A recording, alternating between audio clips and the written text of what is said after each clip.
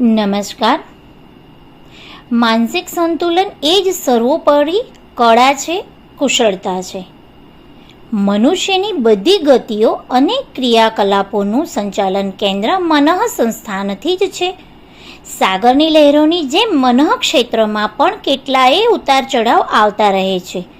ક્યારેક તે સમુદ્ર જેવું શાંત, આકાશ જેવું નીરવ અને ઠંડા પવનનો સ્પર્શ કરતું ગતિ કરતું વહે છે, તો ક્યારેક સમુદ્રની ભરતી ઓટ જેવા ઉત્પાદ કરતું રહે છે. ઈચ્છાઓ, આકાંક્ષાઓ, વિચારણાઓ, ભાવનાઓ મનમાં પેદા થાય છે અને તેને પામવા માટેની યોજનાઓ બનાવવાનું કામ પણ ત્યાં જ થાય છે. સ્વસ્થ મનોભાવ જ વ્યક્તિના જીવનને સુયોગ્ય, સંસ્કારી અને હૃષ્ટપુષ્ટ બનાવે છે. માનસિક સંતુલન, તાલમેલ વસ્તુતઃ સ્વાસ્થ્યના ચિહ્ન છે. ચેતન પ્રાણીઓની ચેતન સત્તા જ નહીં, પરંતુ વ્યક્તિ અને પરિસ્થિતિની દશા પણ હંમેશા એક સરખી રહેતી નથી. પ્રકૃતિ જળ વસ્તુને પણ આંદોલિત કરે છે. પ્રકૃતિ ચક્ર મુજબ સમયાંતરે પરિવર્તન થતા રહે છે. વ્યક્તિઓ પર તે પરિવર્તનોની અસર પડતી હોય છે અને તેનો પ્રતિભાવ પણ આપે છે. આ વ્યક્તિઓની પોતાની મનોદશા અને માનસિક રચના પર આધારિત છે કે તે આ પરિવર્તનોનો કેવો પ્રભાવ સ્વીકારે અને કેવો ના સ્વીકારે. જીવન પ્રત્યે સમતોલ દ્રષ્ટિકોણ અપનાવીને વ્યક્તિ માનસિક ક્ષોભ, સંવેગોને તટસ્થ અથવા સમતોલ ભાવે ગ્રહણ કરી શકે છે. સંતુલનના 4 પક્ષ છે. સતર્કતા એટલે કે સજાગપણું, વિચાર પ્રવાહ, કલ્પના, ત્રીજું વ્યવહાર અભ્યાસ, ચોથું વલણ ઉત્સાહ. આ ચારેયનો ક્રમ વ્યવસ્થિત રીતે ચાલે તો પછી માનવી માનસિક દ્રષ્ટિએ સમર્થ અને સુવિકસિત બની શકે છે. માનસિક સંતુલન જીવનનો અનમોલ ખજાનો છે. એટલું જ નહીં, પણ તે જીવન જીવવાની એક કળા પણ છે. આ કળા દ્વારા જીવનને હર્યું ભર્યું, પલ્લવિત, પુષ્પિત અને સુખી શાંત બનાવી શકાય છે. મનની મહત્તા અને વિશાળતા વિશે વિચાર કરતા જણાય છે કે જીવનનું અસ્તિત્વ, સ્વરૂપ, સ્થળ અને ભવિષ્ય તે જ કેન્દ્રબિંદુ સાથે જોડાયેલા છે. પ્રત્યક્ષપણે જે નજરે પડે છે તેમાં શરીરના કાર્યનું મહત્વ દેખાય છે, પણ વાસ્તવિકતા કંઈક બીજી જ છે. મન સંપૂર્ણ રીતે શરીરમાં વ્યાપેલું છે અને તેમાં ફર્યા કરે છે. પડદા પાછળ રહેલો જાદુગર મનની આંગળીઓ વડે વ્યક્તિની અંદરથી પોતાની કરામતો બતાવે છે.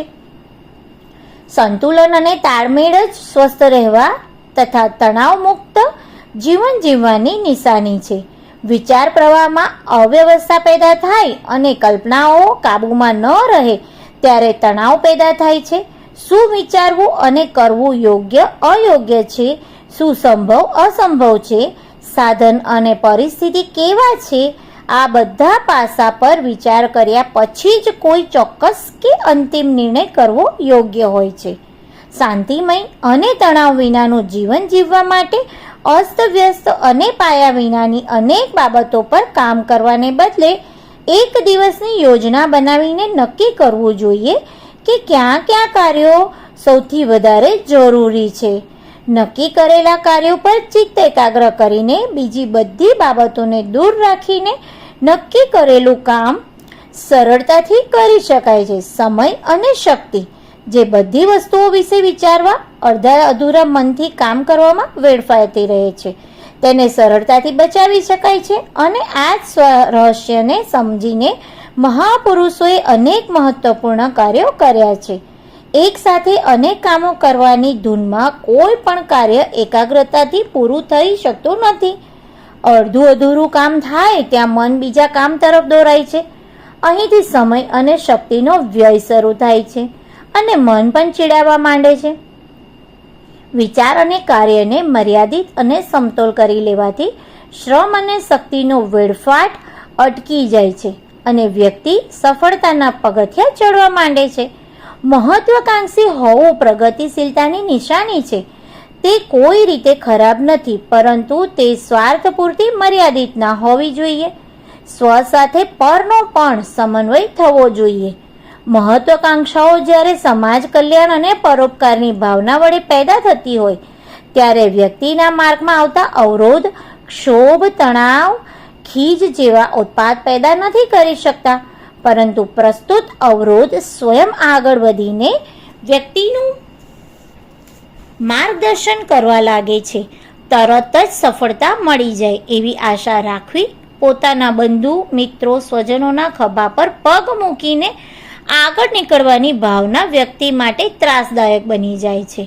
જ્યારે વ્યક્તિની ઈચ્છાઓ મુજબ કાર્ય યોગ્યતાઓ સાધનોને પરિસ્થિતિઓ અનુકૂળ ન હોવાને લીધે થતું નથી અને સફળતા મળતી નથી, અવરોધો સામે આવી ઊભા હોય એવું લાગે છે, ત્યારે મનમાં તણાવ પેદા થાય છે અને બધી જ મહત્વાકાંક્ષાઓ રોડાઈ જતી લાગે છે. મહત્વાકાંક્ષાઓ ઓછી રાખીને ઈમાનદારીથી એ વાત પર વિચાર કરવો જોઈએ કે આપણે કેવી જાતના કામ કરી શકીએ છીએ. સ્વયંની વર્તમાન હાલત, સાધનનો અને યોગ્યતાને આધારે કયું કાર્ય કેટલા પ્રમાણમાં અને કેવી રીતે કરી શકીએ છીએ એ આધારે નિર્ણય લેવામાં આવે તો ચોક્કસ સફળતા મળે છે. પરિણામે નકામા ઉદ્વેગનો સામનો પણ કરવો પડતો નથી. આયોજનબદ્ધ મહત્વાકાંક્ષાઓને સહેલાઈથી પૂરી કરી શકાય છે. આજકાલ બીજાની ઉન્નતિને જોઈને ઈર્ષામાં બળવાની ટેવ જોર પકડતી જાય છે. ઈર્ષા માનસિક તણાવ પેદા કરવામાં મહત્વનું કામ કરે છે. બીજાની ઉન્નતિ જોઈને તેની સાથે દોડવાને બદલે જો તેની વિશેષતાઓમાંથી સાર લઈએ અને બીજાના આનંદમાં આપણો આનંદ ભેળવીએ તો જીવનની અડધી મુશ્કેલીઓ હસતા હસતા દૂર થઈ જાય. બીજા પાસે એ અપેક્ષા રાખવી કે તેઓ આપણા કહ્યા મુજબ કરે અને રહે એ માનસિક તણાવનું મુખ્ય કારણ છે. તેથી નકામી મૂંઝવણો પેદા થતી હોય છે અને એમાંથી છૂટવા માટે આપણે આપણું કામ શાંતિથી કરીએ અને બીજા લોકોને તેમનું કામ કરવા દઈએ. કોઈ વ્યક્તિ પર કાબૂ જમાવવાનો પ્રયાસ ન કરીએ અને બધાને પ્રસન્ન રાખવાનો પ્રયત્ન કરવામાં સંયમ અને શક્તિ વેડફીએ નહીં. બધાને ખુશ રાખવા અસંભવ છે. એનાથી નકામી મનમાં અશાંતિ, ચિંતા અને ક્ષુબ્ધતા વધે છે. શિષ્ટ હૃદય, નિષ્કપટ અને મિત્રતાભર્યો વ્યવહાર જ પ્રસન્ન રહેવા, તણાવ મુક્ત રહેવા માટે પૂરતો છે. બીજા પાસે મર્યાદિત અપેક્ષાઓ રાખી શકાય છે. દરેક વ્યક્તિને પોતાની પરિસ્થિતિ, માનસિક સ્થિતિ, દ્રષ્ટિ, રુચિ અને માન્યતા અને ટેવો હોય છે. તે આપણા કહેવાથી બદલી નાખશે એમ એ માનવું વધારે પડતું છે. કોઈ આપણી જ વાત માને તે મુજબ જ કામ કરે, આપણી વાતમાં જ રસ લે અને આપણા કામમાં જ મદદ કરે એવી ઈચ્છા ખોટી અને નુકસાનકારક જ છે. ભાવનાત્મક રીતે બીજા પર આધારિત ન રહેવામાં જ આપણું શ્રેય રહેલું છે. અસ્તવ્યસ્ત જીવન જીવવું, ઉતાવળ કરવી, રાત દિવસ વ્યસ્ત રહેવું, દરેક ક્ષણે કામ જ કર્યા કરવું એ માનસિક ક્ષેત્રમાં તણાવ પેદા કરે છે. એટલા માટે અહીં એ કહેવું જરૂરી છે કે આપણું દૈનિક જીવન વિવેકપૂર્ણ હોવું જોઈએ. ઈમાનદારી, સજ્જનતા, સંયમશીલતા, નિયમિતતા, સુવ્યવસ્થાથી ભરેલું હળવું જીવન જીવવાથી જ માનસિક શક્તિનો સદુપયોગ થાય છે અને ઈશ્વરે આપેલી શક્તિનો યોગ્ય ઉપયોગ, લાભ ઉઠાવવાનો મોકો મળે છે. અસ્તુ.